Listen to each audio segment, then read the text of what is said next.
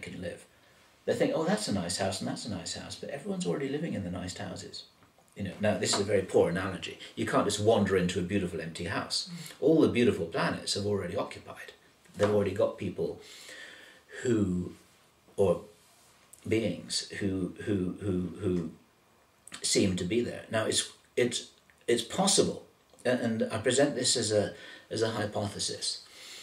It may be that they're working through their own karmic history as a race. Just supposing a planet was destroyed, then the race had nowhere to go. But because they hadn't been very nice to people before that, nobody wants to take them on board as refugees. Then they've got a problem. One of the things that Clay and Sean Pickering said, now they don't know anything about the Anunnaki. This is highly compartmentalized. I think that at least some of the Anunnaki, or the people who are called the Anunnaki, are reptilians.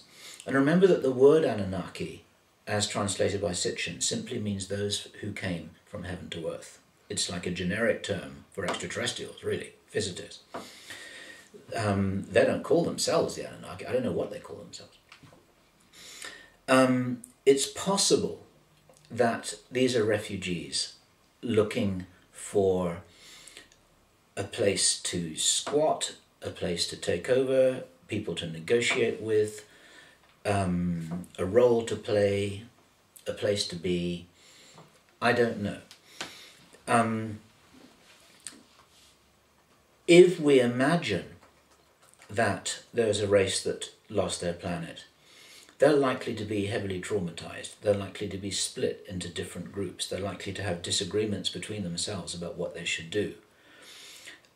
Some people, some of those beings, some of those people might say, okay, we should ask for help. Others might say, no, we're a warrior race. We just go and invade those people. We have no respect for them anywhere, and besides, we like their real estate. We've been told that the Anunnaki have split into a number of different factions. And actually they don't necessarily get along well with each other. Some of them may well be friendly. Some of them may not be. I met Barbara Lamb, who is a therapist who works with contactees. She's widely respected. She's a wonderful person. I met her in Los Angeles in February. And she told me that a reptilian had materialized in her room physically, held her hand for 2 minutes, looked her in the eye, and gave her the information that he had been bred as part of a program to communicate with people, chosen people, with the message that they are not all unfriendly. That was his role. And Barbara Lamb understood this because she's heard all of these stories. Just because somebody's 8 feet tall with muscles and scales and green, I don't know what they look like. They probably look pretty frightening. But that doesn't mean to say that they're not nice people. As Ruth said, the bottom line, once you disentangle all of this mess that we've got down here at this level of reality, everyone is infinite consciousness. Even a nasty reptilian who eats babies. They're infinite consciousness too. They've just forgotten who they are, just like you and I have, maybe. And so there's room for compassion in this. This is where the infinite love thing fits in. See, there's room for compassion. There's room for realizing that these guys might have a big problem. But most people who do something that is antisocial or violent or nasty, they're just trying to solve a problem. If somebody holds you up at knife point down a dark alley and steals your wallet, they're just trying to solve a problem. If somebody bombs another country, they're just trying to solve a problem. If somebody takes over a planet, they're just trying to solve a problem. If your partner screams at you or throws a plate at you in the kitchen because they're upset, they're just trying to solve a problem. They're just self-medicating by doing something that makes them feel better. And so any bad thing that anyone ever does is they're trying to solve a problem. It's just that usually when these things result in a way in a negative effect on somebody else, it doesn't really finally solve the problem. It's just very temporary. It just feels like they're solving a problem. It doesn't actually end the whole thing. This is what karma is. Karma is trying to solve a problem in a way that creates another problem, creates another problem, creates another problem, creates another problem, and the whole thing never ends. You've got to lift yourself up to a higher level to realize how to really handle these problems, not try and solve them by a reactive act. So much about that. But this is where compassion comes into this, that rather than fighting these guys, we've got to understand that they may be here because they're trying to solve a problem, and they're trying to solve a problem in a way that might not be good for their karma and might not be good for us physically. Now, you ask me who's running the show.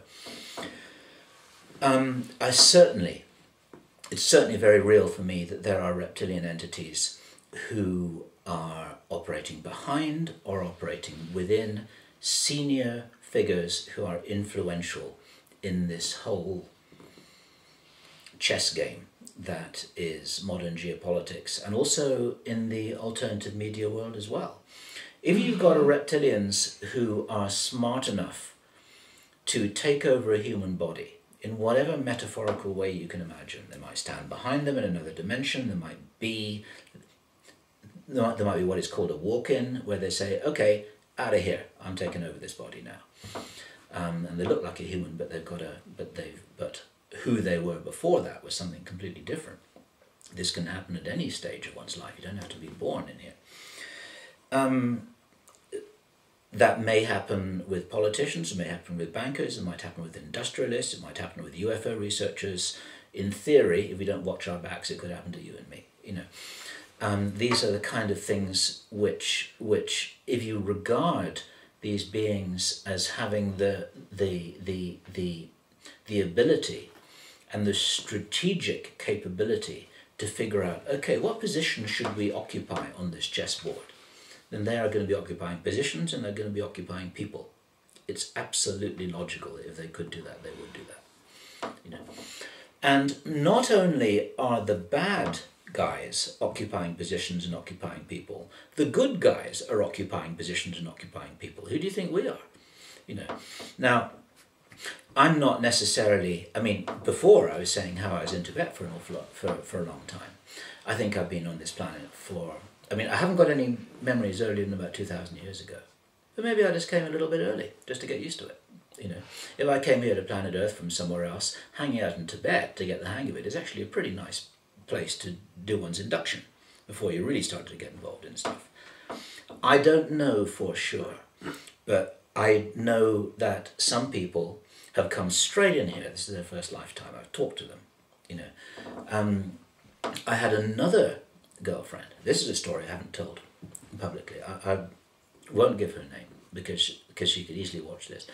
I had another girlfriend who had come here from the Pleiades 2 lifetimes ago. Not last lifetime. In other words, this lifetime is her second human lifetime.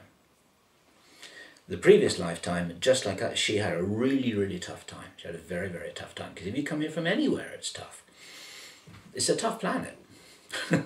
It's not easy to be here. Yeah. Especially if you're used to other ways of operating, other levels of technology, other abilities that one might have that you have to give up when you're here because things don't work that way with human